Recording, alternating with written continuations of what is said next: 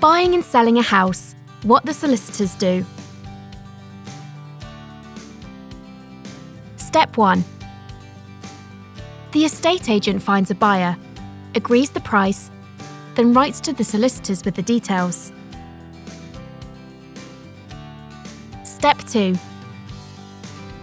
They write to their clients with their terms of business. To protect against property fraud, you'll have to provide ID to prove it really is you. You may also have to show how you acquired the money, so it is clear it is not the proceeds of crime. Step 3.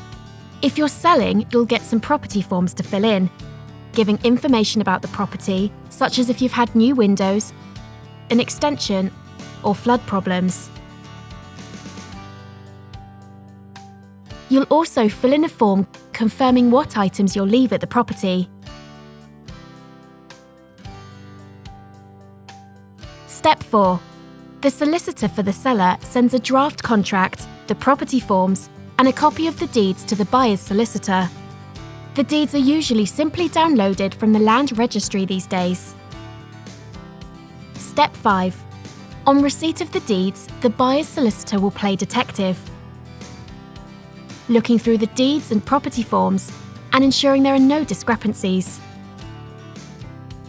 They'll check for any rights of way you have over neighbouring land, for example, a shared drive or a shared back lane. They'll look into rights that neighbours may have over your property, for example, a right to use a shared path. They'll check for private agreements in the deeds that restrict you doing things such as building an extension. They'll also make sure the correct paperwork is in place for any new windows, electrical works, and gas installations. Inquiries are then raised with the seller's solicitor to iron out any discrepancies. Step 6. Next, there are 3 usual searches carried out by the solicitor. A local search, which reveals things such as building works done to the property.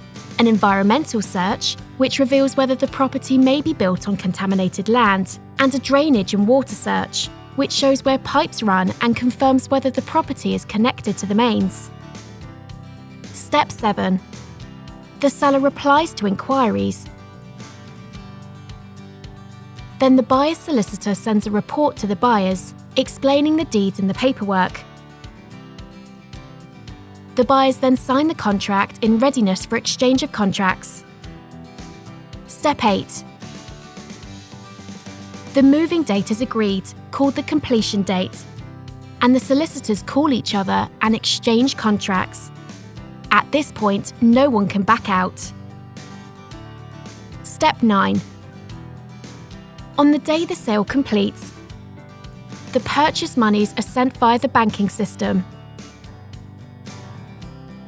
Once it arrives with the seller's solicitor, the estate agent is called to say that the buyer can have the keys. This is usually around midday, but can sometimes take longer. Step 10. The seller's solicitor then repays any mortgage and also pays the estate agent. The buyer's solicitor will register the change of ownership with the land registry.